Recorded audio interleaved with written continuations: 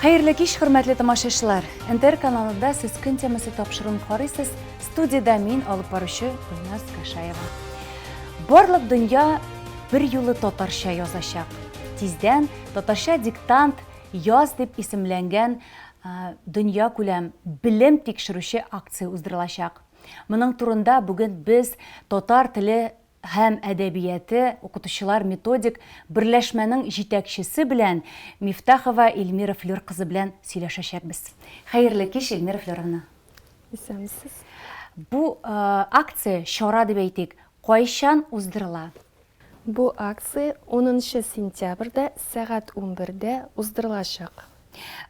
Бу чараның төп максаты нәрсәдә? Бу чараның төп максаты татар теленә һәм аның мәдәниятенә, кыйммәтенә кызыксыну хиссе тәрбияләү максатыннан оештырыла. Аның оештыручылар турында әйтсәк, Түбән Камада оештыручылар кемнәр алар? Түбән Камада оештыручылар Татар конгрессы мәдәният һәм мәгариф идарәсе. Эльмира Флёровна, елдан-ел үткәрелә торган чара инде бу хәзер, шулай бит? Беренче тапкыр үткәрелмәй. Елдан-ел аның катнашучылар саны арта барамы? Әйе, узган ел безнең 3000-гә якын кеше язган булса, быел 42 меңнәргә якын кеше язачак дип өметләнәбез. Быел нинди әсәрдән үзек алыначак билгелеме? Диктантта нинди әсәрдән үзек булачагын әле без хәзер белмибез, чөнки бу безнең диктант язасы көнне иртән генә билгеле булачак. Ул әдәби әсәр буларга мөмкин. Әйе, әдәби әсәрдән үзекләр була иде. Калган елларны быел да шулай булыр дип ышанып калабыз. Аның сүз саны күпме? Сүз саны төрлечә бара, чөнки безгә 3 төрле хикәя бирелә әдәби әсәрдән. Biz аны үзебезгә Татарстан Республикасы өчен бирелгән әсәрне сайлап алырга тиеш булабыз. Шуңа күрә сүз саны 120-130 тирәләре булырга тиеш дип уйлыйбыз. Менә, мәсәлән, миңа ничек диктантта катнашырга?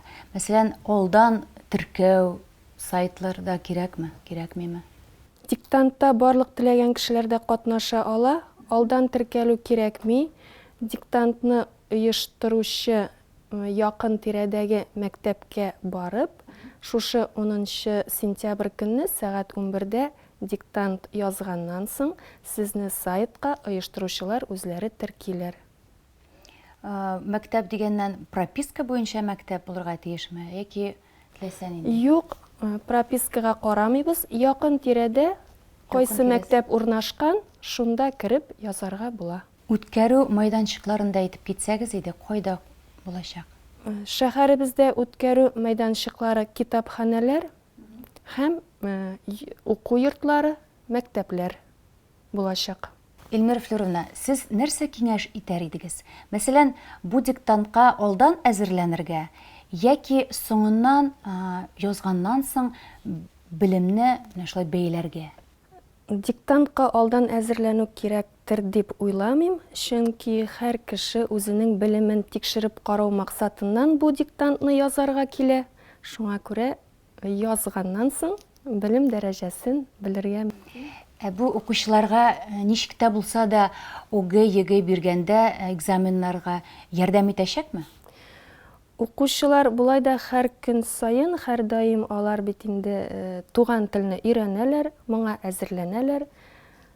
Бер шигем дә юк, бу шулай ук ярдәм булыр дип уйлыйм. Татар теле дәрәҗәсе мөһимме? Татар телен белү мөһимме? Мәсәлән, рус телле кешеләр дә катнаша алаламы? Белү, әгәр татар телен белгән очракта бу диктантны язарга уңайлырак, рус телендәге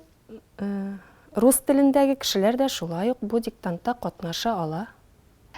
Диктантны кемнәр тикшерә, кем алар? Бу тәҗрибәле филологлармы, татар теле укытучыларымы? Кем алар? Диктантны шулай ук безнең татар теле укытучылары һәм филологлар тикшерәчәк. Шушы мәктәпләрдә эшләүче укытучылар тикшерәчәк.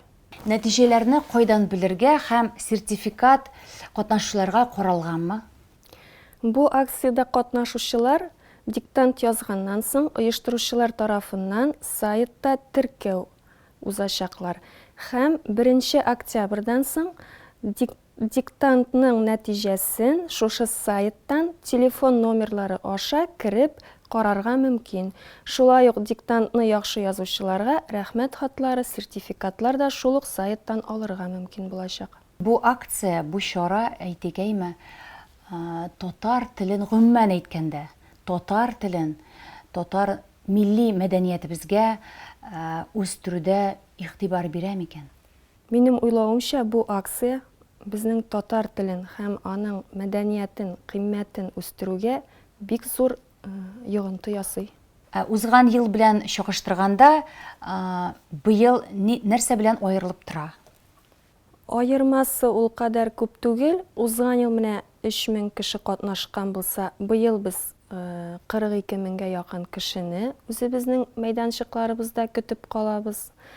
Һәм шулай ук кеше саны арткан сайын нәтиҗәне дә күзәтү безнең өчен кызыклы булачак. Һәм узган ел безнең, мәсәлән, диктантны 4-5 билгеләренә язган булсалар, быел да шушы нәтиҗәгә ирешербез дип ышанабыз. Былтыр язганнарын быел белеп буламы? Алар сакланып каламы? Әйе, барлык билгеләрне дә сайтта карап белеп була. Былтыр язган билгеләрне дә быел кирип карап күзәтеп була. Барлык шушы татарча диктант акциясы буенча булган билгеләр, барлык сертификатлар, рәхмәт хатлары бу сайтта саклана. Ләкин шул айырмасы бар. Һәр кеше үз телефон номеры белән кирип, үзенең билгесен генә карый ала. Калган кешенекен карап булмый. Узган елны мин, мәсәлән, 3нче мәктәптә катнашкан идем. Быел да шулай ук 3нче мәктәпкә бара аламмы? Әйе, әгәр дә сезгә 3нче мәктәпкә барып язу уңайлы икән, сез шул ук мәктәпкә барып бу диктантны яза аласыз. Һәм шулай ук менә узган ел мәктәпләрдә, мәсәлән, балалар бакчасыннан тәрбиячеләр килеп язды. Шулай ук якын тирәдәге балалар бакчасыннан тәрбиячеләр мәктәпләргә килеп, һәр теләгән кеше якын тирәдәге мәктәпкә килеп бу диктантны яза ала. Урын барсына да җитәчәк. Урын барсына да җитәчәк. Без килгән кунакларыбызга һәр кешегә аерым урын, кабинетлар әзерлибез. Кеше күбие былтыр. Былтыр бик кеше күбие, ансы бар. Әйе, теләп йөрүчеләр бик күп. Бу диктантны менә әле башланмаган, әле 10 сентябрьдә булачагын гына ишеттек, белдек. Инде шалтыратып, кайчан үтәчәк, кайда килеп язык дип сораучылар бик күп. Ул шундый шәп чара дип уйлыйм, чөнки үзеңнең белемеңне тикшерергә рәхәт, экзамен шикелле барасың да бирәсең димәгәйме? Рәхәт бит. Беренчедән, әйе, керәсең, мәктәп елларыңны искә төшерәсең. Татар теле дәресләре искә төшә. Һәм диктант язу ул үзе белемне тикшерүнең бер чарасы булып тора. Шуңа күрә теләгән һәрбер кеше үзенең белемен тикшерә ала дип уйлыйм.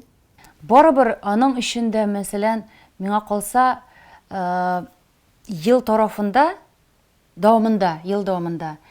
татарча китаплар, татарча гәҗитләр укырга кирәк бит. Бер сүзсез, татарча китап, татарча гәҗитләр укыган кешегә бу диктантны язу бик уңайлы. Аңа да карамастан, безнең күп кенә рус телен белүче кешеләребез кайчандыр мәктәптә татар телен укып чыктылар. Алар да шулай ук бу диктантны килеп язып карый ала. Чөнки шушы мәктәптә укыган елларны искә төшерү бит инде ул. Әйе. Бәлки укытучыларын да шунда күреп ала. Әйе. Шуңа күрә барлык теләүчеләр дә бу диктантны килеп яза ала. Эльмира Флюровна, бу проектның киләчәге бармы? Минем уйлавымча, бу проектның киләчәге бар. Чөнки һәр ел сайын безнең катнашучылар саны арта бара. Быел, мәсәлән, без 42 мең кеше көтәбез икән, алдагы елны бәлки тагын да күбрәк теләүчеләр булыр. Шуңа күрә киләчәге бар. Акциядә катнашучыларга сездән теләкләр. Кадерле шәһәрдәшләребез, сезне барыгызны да 10 сентябрьдә сәгать 11-дә мәктәпләребездә, уку йортларыбызда, китапханәләрдә көтеп калабыз. Килегез, белемнәребезне тикшереп карыйк. Эльмира Флюровна, сезгә кабат бик зур рәхмәт әйтәсе килә әңгәмә өчен, килгәнегез өчен вакыт табып. Диктант язучылар, әлбәттә, татар телен белүчеләр арта барсын, ел сайын күбрәк булсын алар, шулай бит. Татар телен, әдәбиятын онытмасыннар. Әйе, без дә шундый ук теләктә калабыз.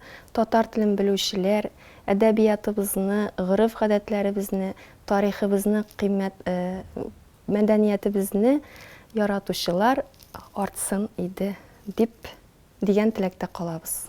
Кадерле тамашачылар, исегезгә төшерәм, бүген безнең студияда кунакта булды татар теле һәм әдәбияты укытучылар методик берләшмәнең җитәкчесе Мифтахова Эльмира Флюр кызы. Игътибарыгыз өчен сезгә бик зур рәхмәт. Сау булыгыз.